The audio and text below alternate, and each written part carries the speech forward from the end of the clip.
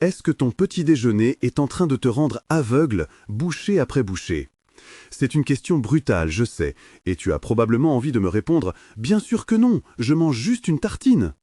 Mais une étude révolutionnaire de l'université de Stanford, publiée récemment, a révélé une vérité terrifiante sur la manière dont notre corps réagit aux aliments modernes. Tu as probablement ce paquet carré dans ta cuisine en ce moment même. Il est posé sur le comptoir, juste à côté de la cafetière ou rangé dans le placard du haut. Ça semble totalement inoffensif. C'est blanc, c'est incroyablement moelleux, c'est pratique. C'est le symbole même du confort. Peut-être même que tu le donnes à tes petits-enfants quand ils viennent te voir, en pensant sincèrement bien faire, parce que c'est tendre et qu'ils aiment ça. Mais je dois te dire la vérité crue, celle que l'industrie agroalimentaire dépense des milliards pour cacher. Ce carré blanc n'est pas de la nourriture, c'est une véritable bombe à retardement pour ton pancréas. C'est un piège biologique parfaitement conçu pour te rendre accro et malade. C'est pire que de manger du sucre en poudre à la petite cuillère. Je ne plaisante pas. Si je te donnais un bol de sucre blanc et que je te demandais de le manger à la cuillère, tu refuserais avec dégoût. Mais tu manges ce pain sans te poser de questions, alors que l'effet métabolique est strictement identique, voire pire. Si tu ignores ce qui va suivre, tes efforts pour rester en bonne santé, tes marches quotidiennes, tes médicaments habituels ne suffiront peut-être plus d'ici quelques années. Tu joues littéralement avec la santé de tes yeux, la rétinopathie diabétique est la première cause de cécité et de tes nerfs.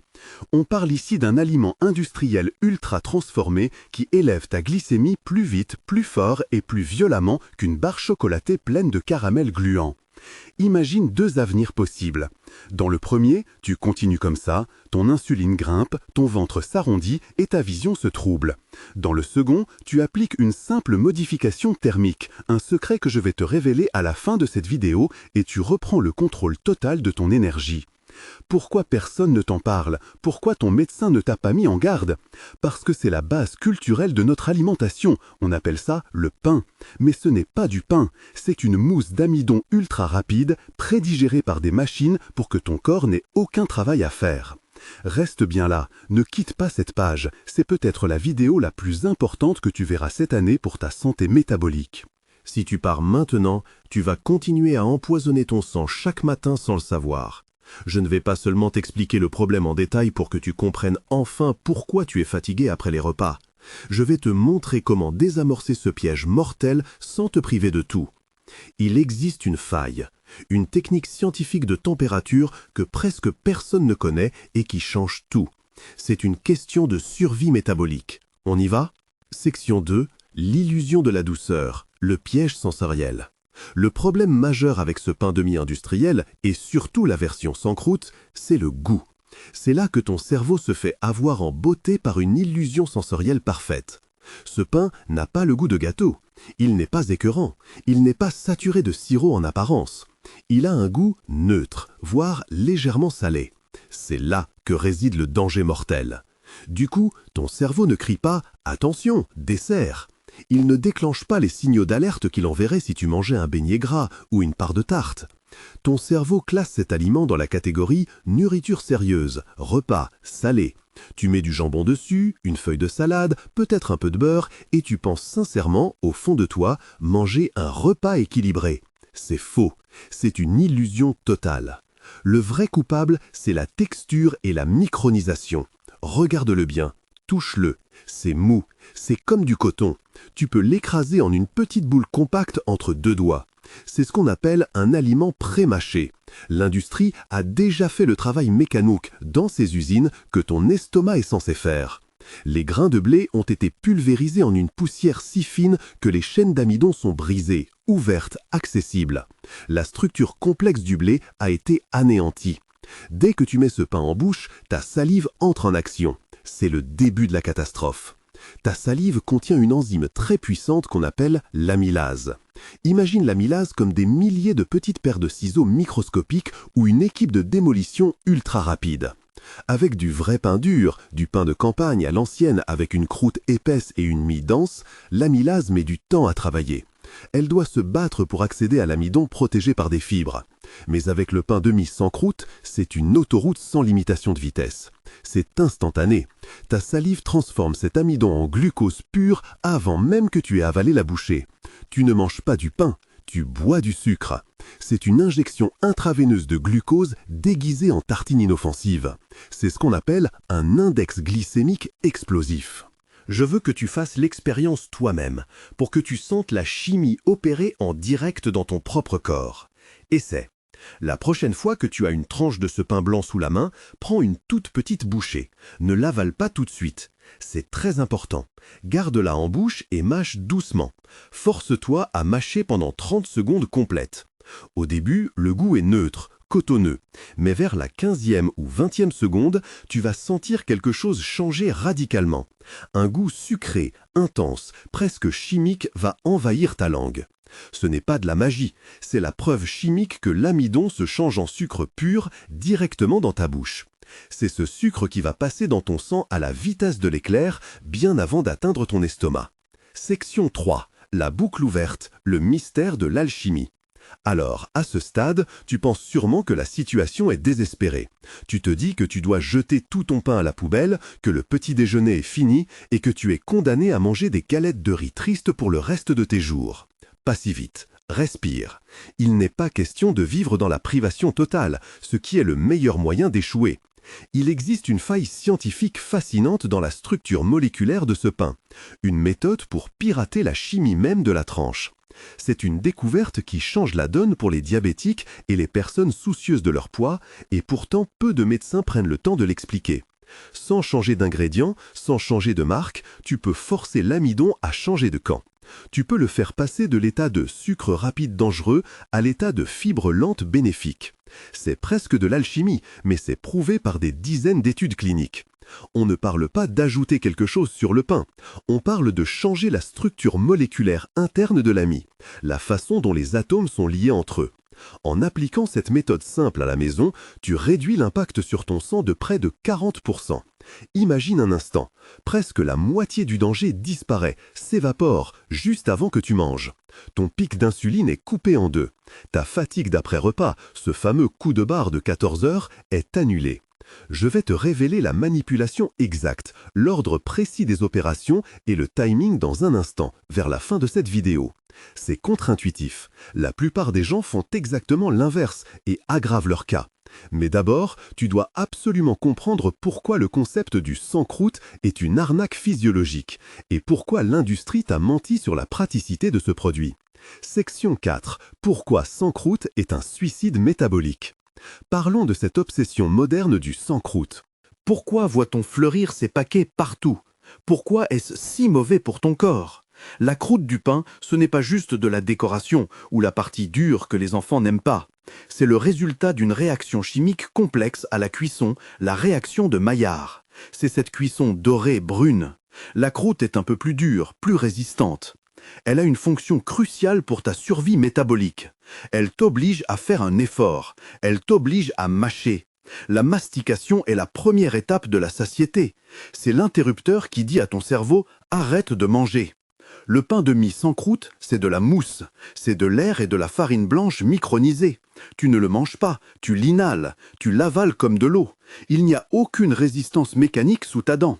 Pas de mastication égale pas de signal de satiété envoyé au cerveau via le nerf vague. C'est là le drame. Quand tu manges quelque chose qui demande de l'effort, comme un steak ou une croûte de pain dur, ton cerveau reçoit le message « je suis en train de manger » et il prépare l'arrêt de la faim. Avec le sans croûte, ce signal n'arrive jamais. C'est le silence radio total. Résultat, tu en manges 3 ou 4 tranches au lieu d'une seule. Tu ne te sens pas calé, tu as encore un petit creux. Alors tu en reprends une. Tu triples la dose de sucre sans t'en rendre compte, simplement parce que ton cerveau n'a pas enregistré l'acte de manger. L'insuline monte alors en flèche. Ton pancréas, cet organe vital, panique. Il voit arriver un tsunami de glucose. Il n'a pas le choix, il inonde ton sang d'insuline pour gérer cette marée. Et que fait l'insuline quand il y a trop de sucre d'un coup, plus que ce dont tu as besoin pour bouger? Elle ordonne au corps de stocker tout ça, immédiatement. Et pas n'importe où, sous forme de graisse viscérale. C'est la graisse la plus dangereuse, celle qui se loge autour de ton foie, de ton pancréas et de tes organes vitaux. C'est celle qui fait gonfler le ventre en avant, ce fameux ventre à bière ou ventre à pain. Une étude de l'American Journal of Clinical Nutrition a confirmé que la texture des aliments influence directement la quantité consommée. Plus c'est mou, plus on mange, plus on grossit. C'est un aliment conçu pour être surconsommé. C'est du marketing génial pour vendre plus de paquets, mais c'est un suicide métabolique pour un senior dont le métabolisme ralentit naturellement. Dis-moi en commentaire, tu es plutôt pain gris et croustillant ou pain moelleux le matin? Je lis toutes vos réponses pour comprendre vos habitudes et mieux vous aider dans les prochaines vidéos. Section 5. Le sandwich mortel. L'erreur des associations. Le pain de mie est rarement mangé seul. C'est un support, une assiette comestible. Personne ne mange une tranche de pain de mie nature comme ça, pour le plaisir. Et c'est là que le piège se referme violemment sur toi. Tu mets du beurre, du fromage ou du jambon. Tu penses bien faire en ajoutant des protéines ou du calcium. Tu penses équilibrer le sucre du pain. Mais voici la réalité effrayante de ce mélange, confirmée par la biochimie moderne. Le pain de mie provoque un tel flash d'insuline qu'il ouvre toutes les vannes de tes cellules graisseuses. Imagine ton corps comme une maison sécurisée. L'insuline est la clé maîtresse qui déverrouille la porte d'entrée et les fenêtres. Quand tu manges ce pain, l'insuline hurle à toutes tes cellules « Ouvrez tout, stockez tout !» C'est comme si tu laissais la porte de ta maison grande ouverte en pleine tempête. Le gras que tu manges juste après, celui du beurre, du fromage fondu ou du gras du jambon, il arrive devant ces portes grandes ouvertes. Il ne sera pas brûlé comme énergie, il ne sera pas utilisé pour te faire bouger. Il n'a pas le choix, il est aspiré directement par ces portes ouvertes pour être stocké. C'est la double peine. Le pain ouvre la porte, le gras s'installe dans le salon et ne repart plus.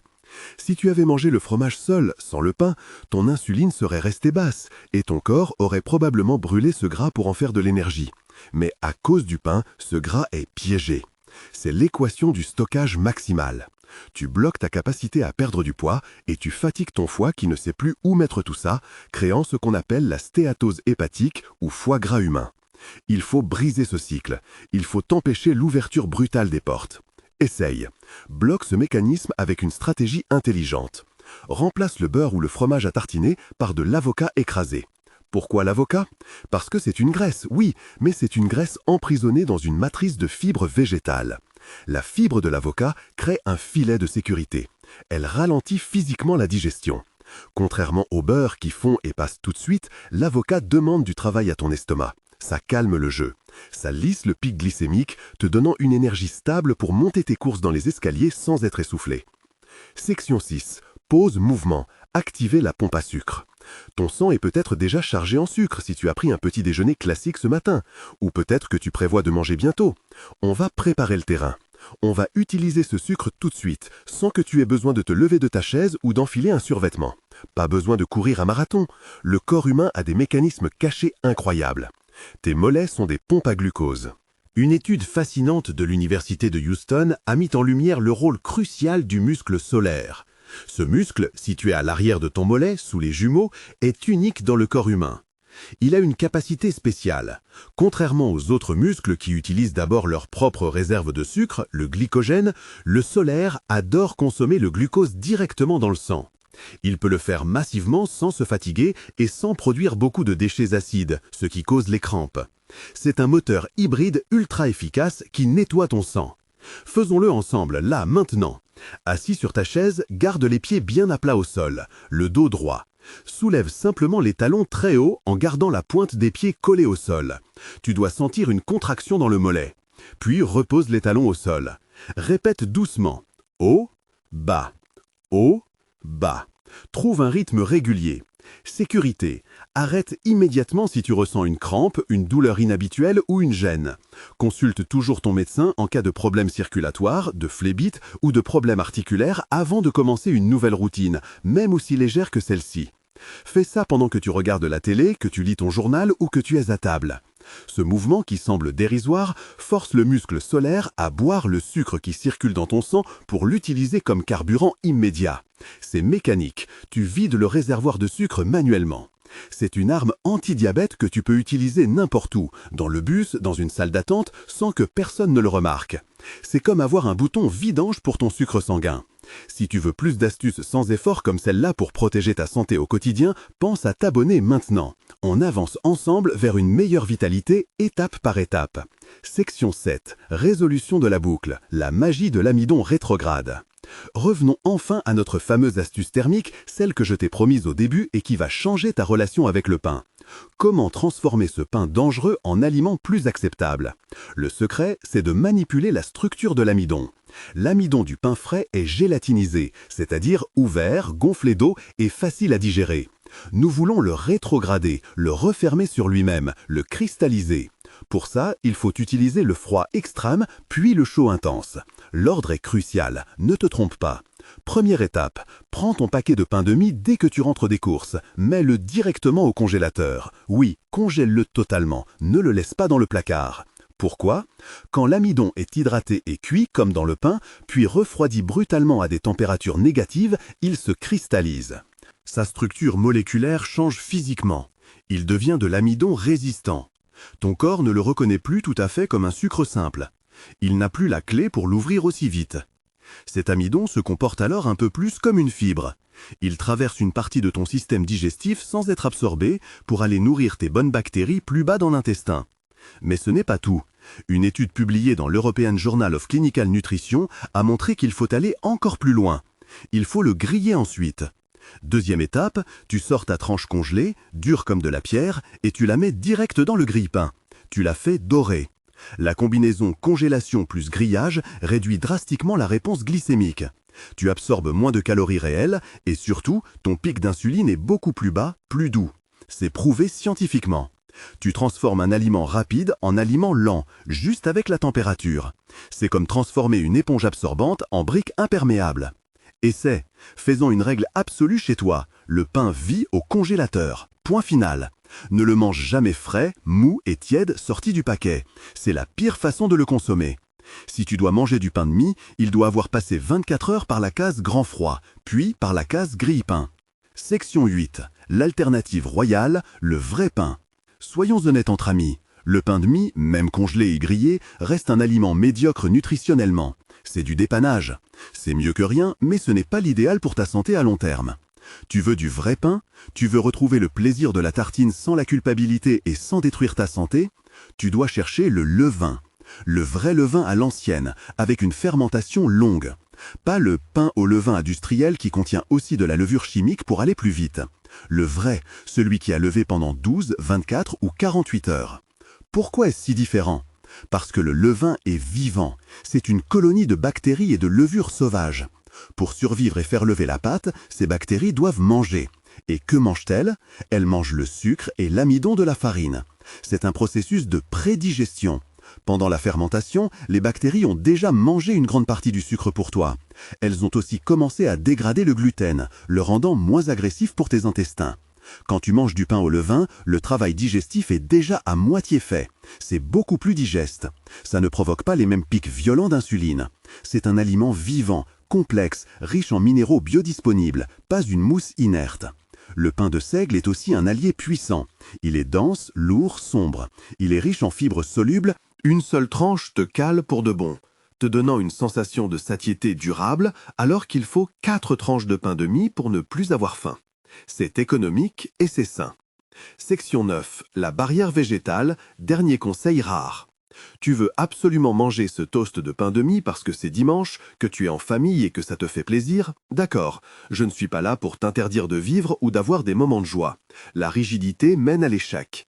Mais ne le mange jamais l'estomac vide, jamais en première intention. C'est l'erreur fatale que font 90% des gens. Si tu envoies le pain de mie dans un estomac vide, rien ne le freine. Il fonce vers l'intestin, passe dans le sang et boum, pic d'insuline immédiat. Applique la règle de l'ordre alimentaire, validée par les chercheurs de Weill Cornell Medicine. Fibre d'abord, toujours. Mange quelques tranches de concombre, une petite carotte à croquer, une poignée d'amandes, quelques olives ou une petite salade verte avant de toucher au pain. Pourquoi? Ces fibres vont descendre dans ton estomac en premier. Elles ne seront pas digérées tout de suite. Elles vont tapisser les parois de ton estomac et de ton intestin. Elles créent un maillage, un filtre physique au niveau du pylore, la valve de sortie de l'estomac.